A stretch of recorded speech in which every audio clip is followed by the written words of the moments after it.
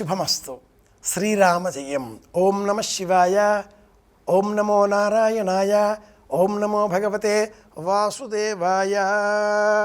శివాయ విష్ణు రూపాయ. విష్ణువు అంటే నిలువుబొట్టు, శివుడు అంటే అడ్డబొట్లు అని ఏ గ్రంథాలలో కూడా చెప్పబడలేదు.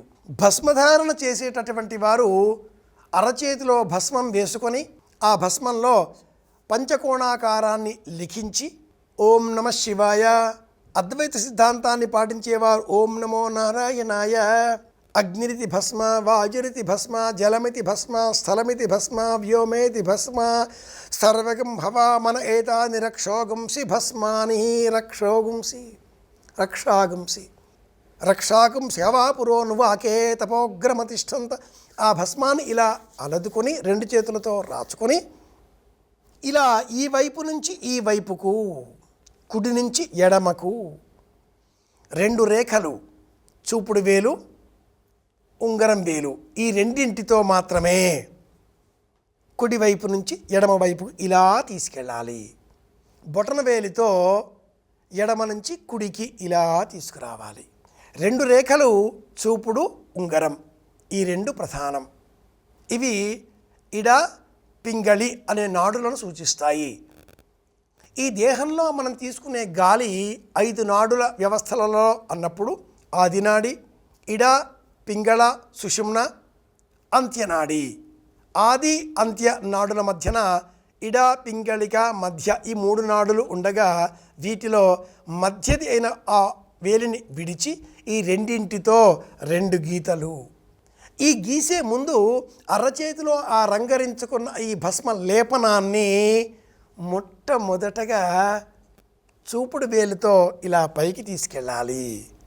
అంటే ఊర్ధ్వపుండ్రం, నిలువు బొట్టు పెట్టుకోవాలి.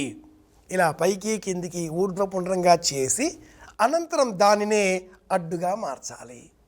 ఇలా భస్మధారణ చేస్తే ఈ దేహంలో 98.8 డిగ్రీల ప్రమాణంలో ఉండే ఉష్ణశక్తి, అదే దేవుడు, అదే శివుడు, అదే విష్ణువు, అదే బ్రహ్మం, అది స్థూలంగా అంతే ప్రమాణంగా ఉంటుంది.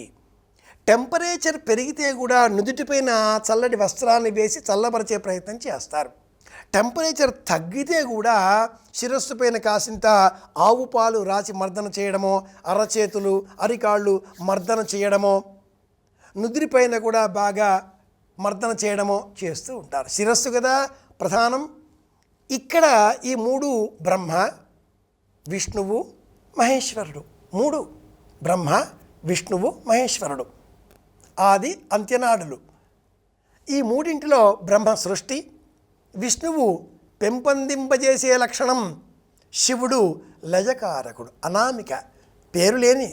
ఎంతో వైజ్ఞానిక అంశాలు భస్మధారణలో ముడిపడి ఉన్నాయి.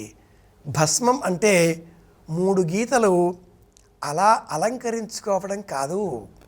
అద్వైత సారమంతా కూడా నుదుటన ధరించి ఆ సారాంశమంతా అమృతమయంగా మార్చుకొని, జ్ఞానామృతంగా మార్చుకొని శిరస్సులోన ఉండే ఆ అమృత భాండంతో అందరినీ సమానంగా చూడగలగడం, అది అద్వైత మతాన్ని అనుసరించే వారికే సాధ్యం.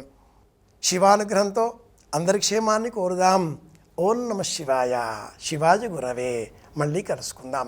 శుభమస్తు.